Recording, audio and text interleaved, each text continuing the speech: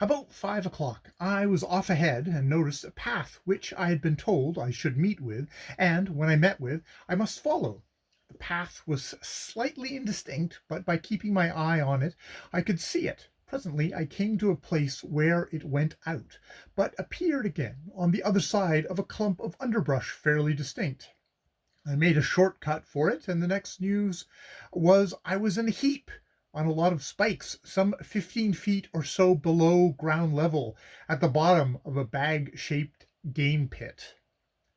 It is at these times you realize the blessing of a good thick skirt.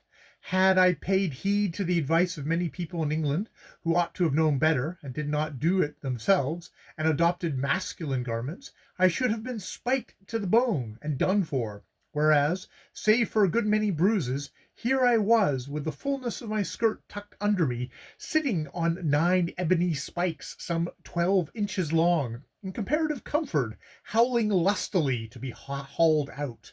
The Duke came along first, and looked down at me. I said, "Get a bush rope and haul me out." He grunted and sat down on a log.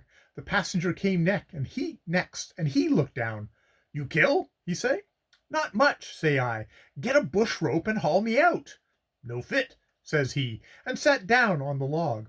Presently, however, Kiva and Wiki came up, and Wiki went and selected the one and only bush rope suitable to haul an English lady of my exact complexion, age, and size out of that one particular pit.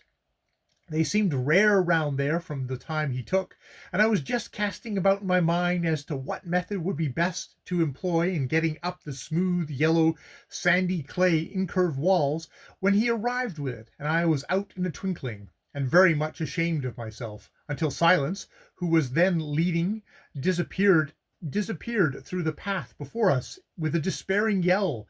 Each man then pulled the skin cover off his gun lock, carefully looked to see if things were all right, and readily loosened his knife in its snake skin sheath.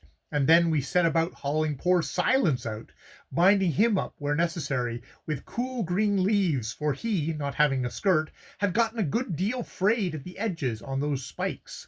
Then we closed up, for the fans said these pits were symptomatic of an immediate neighborhood of Afua.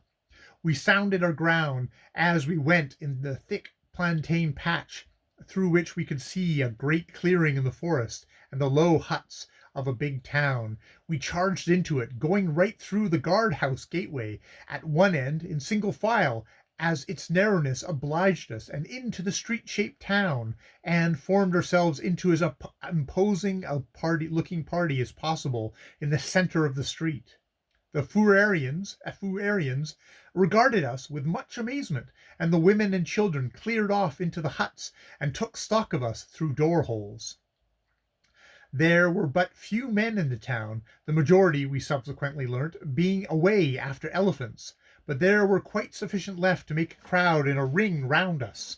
Fortunately, Wiki and Kiva's friends were present, and as a result of the confabulation, one of the chiefs had his house cleared out for me. It consisted of 2 apartments, almost bare of everything save a pile of boxes and a small fire on the floor, some little bags hanging from the roof poles, and a general supply of insects.